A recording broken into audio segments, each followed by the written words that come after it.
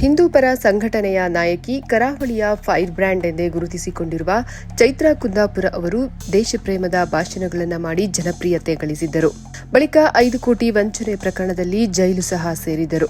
ಅನಂತರ big boss ಮತ್ತು ಇತರೆ ರಿಯಾಲಿಟಿ ಶೋಗಳಲ್ಲಿ ಕಾಣಿಸಿಕೊಳ್ಳುವ ಮೂಲಕ ಮತ್ತಷ್ಟು ಜನಪ್ರಿಯತೆ ಗಳಿಸಿದರು. ಅಲ್ಲದೆ ಇತ್ತೀಚೆಗಷ್ಟೇ ಚೈತ್ರಾ ಕುಂದಾಪುರ ತಾವು ಪ್ರೀತಿಸಿದ ಹುಡುಗನ ಜೊತೆ ಮದುವೆಯಾಗಿದ್ದಾರೆ. ಇದೀಗ ಅದೇ ಚೈತ್ರಾ ಕುಂದಾಪುರ ಅವರ ತಂದೆ ಮಗಳ ವಿರುದ್ಧ ಹಲವು ಆರೋಪಗಳನ್ನ ಮಾಡಿದ್ದಾರೆ. ಅವಳು ಕ್ರಿಮಿ, ದೇಶಕ್ಕೆ ಮಾರಕ, ಅಪಾಪಿಯನ್ನ ಕ್ಷಮಿಸಲ್ಲ ಎಂದು ತಂದೆ ರೊಚ್ಚಿಗೆದ್ದಿದ್ದಾರೆ. ಹಿಂದೂಪರ ಸಂಘಟನೆಯ ನಾಯಕಿ ಹಾಗೂ ಬಿಗ್ ಬಾಸ್ ಕನ್ನಡ ಸೀಸನ್ 11ರ ಚೈತ್ರಾ ಕುಂದಾಪುರ ಮೇ 9ರಂದು ಶ್ರೀಕಾಂತ್ ಕಶ್ಯಪ್ ಎಂಬುವರ ಜೊತೆ ದಾಂಪತ್ಯ ಜೀವನಕ್ಕೆ ಕಾಲಿಟ್ಟಿದ್ದಾರೆ. ಚೈತ್ರಾ ಅವರದ್ದು love come arrange marriage.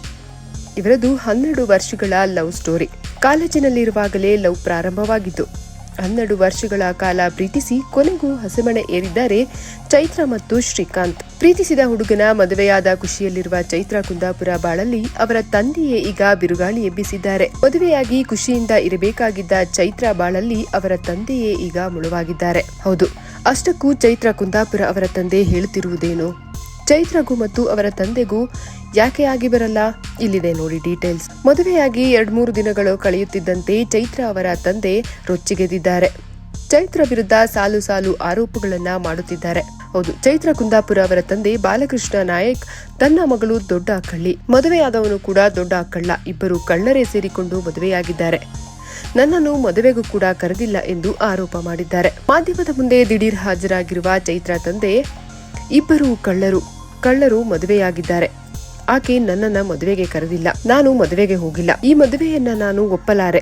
Chaitra ಮತ್ತು ಆಕೆಯ ಪತಿ ಇಬ್ಬರೂ ಸರಿಯಿಲ್ಲ. ಇದಕ್ಕೆ ನನ್ನ ಪತ್ನಿ ಕೂಡ ಬೆಂಬಲವಾಗಿ ನಿಂತಿದ್ದಾಳೆ. ಇವರೆಲ್ಲ ಹಣದ ಆಸೆಗಾಗಿ ಹೀಗೆ ಮಾಡುತ್ತಿದ್ದಾರೆ ಎಂದು ಹೇಳುತ್ತಿದ್ದಾರೆ. ನನಗೆ ನನ್ನ ದೊಡ್ಡ ಮಗಳು ಮಾತ್ರ ಆಸರೆ.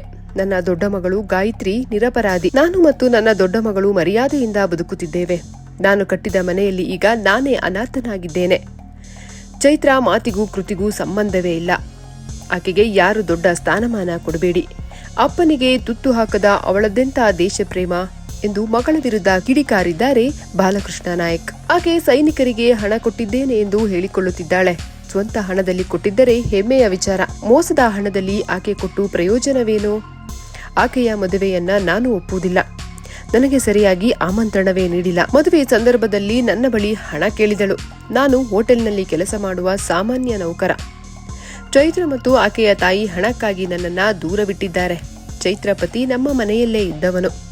ಅವನು ಕೂಡ ದೊಡ್ಡ ಕಳ್ಳ ಎಂದು ಬಾಲಕೃಷ್ಣ ನಾಯಕ್ ಬಾಂಬ್ ಸಿಡಿಸಿದ್ದಾರೆ. ನಾನು ಸತ್ಯ, ನ್ಯಾಯ, ಧರ್ಮದಲ್ಲಿರುವ ವ್ಯಕ್ತಿ. ನನ್ನ ದೊಡ್ಡ ಮಗಳು ಶಾಲೆಯಲ್ಲಿ ಕೆಲಸ ಮಾಡಿಕೊಂಡು ಹೊಲಗೆ ಕೆಲಸ ಮಾಡಿಕೊಂಡು ಗೌರವಾನ್ವಿತವಾಗಿ ಬದುಕುತ್ತಿದ್ದಾಳೆ. ನನ್ನ ದೊಡ್ಡ ಮಗಳ ಮೇಲೆಯೂ ಚೈತ್ರಾ ಸುಳ್ಳು ಅಪವಾದ ಹಾಕಿದ್ದಳು. ಅವರಿಗೆ ಮಾನ ಮರ್ಯಾದೆ ಇಲ್ಲ. ನನ್ನ ಕುಟುಂಬದ ಮರ್ಯಾದೆ ತೆಗೆದಳು. ಬಿಗ್ ಬಾಸ್ ವೇದಿಕೆಯಲ್ಲಿ ಎಲ್ಲ ಸತ್ಯ ಒಪ್ಪಿಕೊಳ್ಳಬಹುದಾಗಿತ್ತು. ನಾನೇ ಮನೆ ನಡೆಸಿದವಳು ಎಂದು ಬಿಂಬಿಸಿಕೊಂಡಿದ್ದಾಳೆ. ನನ್ನ ಮಗಳು ಎಂದು ಹೇಳಿಕೊಳ್ಳಲು ನಾಚಿಕೆಯಾಗುತ್ತಿದೆ ಎಂದು ಬಾಲಕೃಷ್ಣ ನಾಯಕ್ ಮಗಳ ಮೇಲೆ ಗಂಭೀರ ಆರೋಪಗಳನ್ನ ಮಾಡಿದ್ದಾರೆ. ತಂದೆ ಸಾಲು ಸಾಲು ಆರೋಪಗಳನ್ನ ಮಾಡುತ್ತಿದ್ದ ಬೆನ್ನಲ್ಲೇ ಚೈತ್ರಾ ಕುಂದಾಪುರ ತಿರುಗೇಟು ನೀಡಿದ್ದಾರೆ.